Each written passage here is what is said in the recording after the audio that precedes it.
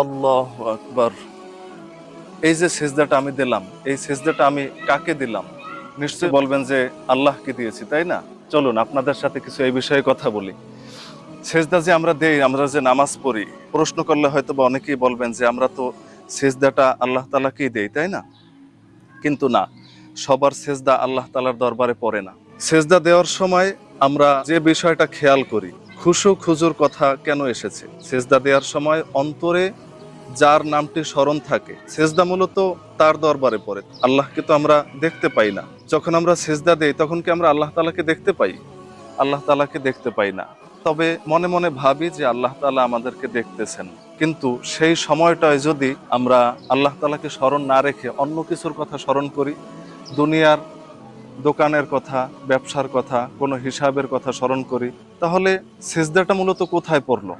আপনার কলবে যিনি স্মরণে আছেন, সেজদাটা তার দরবারে পড়লো। আল্লাহ তাআলার কথা যদি সেজদার মধ্যে স্মরণে না থাকে, তাহলে সেজদা কিন্তু আল্লাহ তাআলার দরবারে পড়লো না। নামাজের মধ্যে খুশু খুজুর যে ব্যাপারটা আছে, এটি মূলত এই কারণেই এসেছে, কারণ আল্লাহ তাআলাকে আমরা দেখতে পাই না। আল্লাহ তাআলাকে যখন আমরা দেখতে পাই না, সেহেতু অন্তরে যিনি আছেন তার দরবারে সেজদাটা পড়ে। তাহলে নামাজ না পড়ে মানুষ হয় কাফের, আর নামাজ পড়ার কারণে কি হয় মুশরিক? নামাজের মধ্যে যদি আমাদের সেজদাটা আল্লাহ তাআলার দরবারে না পড়ে, অন্য কোথাও পড়ে, তাহলে তো শিরক হয়ে গেল, তাই না?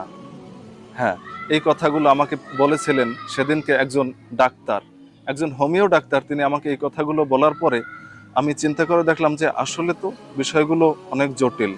কারণ আমরা সারা জীবন নামাজ পড়ি ঠিকই, কিন্তু আমাদের নামাজটা কি হচ্ছে, কোথায় হচ্ছে, নামাজটা সেজদাগুলো কার দরবারে দিচ্ছি? যদিও আমরা আল্লাহ তাআলার রহিম নামের অপেক্ষায় আছি, আল্লাহ আমাদেরকে ক্ষমা করবেন সেই অপেক্ষায় আছি, কিন্তু আল্লাহ তাআলা তো শিরকের গুনাহ ক্ষমা করবেন না।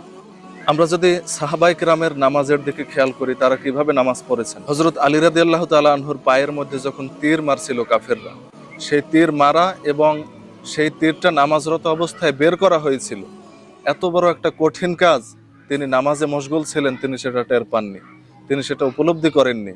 তাহলে তার নামাজের মধ্যে আল্লাহ তাআলার ধ্যানটা কত বেশি ছিল, হয়তোবা আমরা সেটা একটু খেয়াল করলেই বুঝতে পারি যে সাহাবায়ে কেরামের নামাজের খুশু খুজু আর আমাদের নামাজ। আমরা নামাজের মধ্যে কত কিছু চিন্তা করি দুনিয়ার। আশা করি কথাগুলো শোনার পরে নামাজের মধ্যে আমাদের আর দুনিয়াবি চিন্তা আসবে না।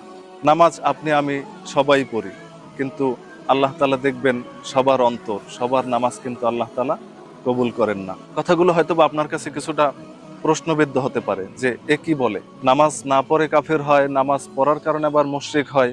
তাহলে বিষয়গুলো প্রশ্নবিদ্ধ না? প্রশ্নবিদ্ধ এজন্যই এ কথাগুলো আমি এখানে উল্লেখ করেছি।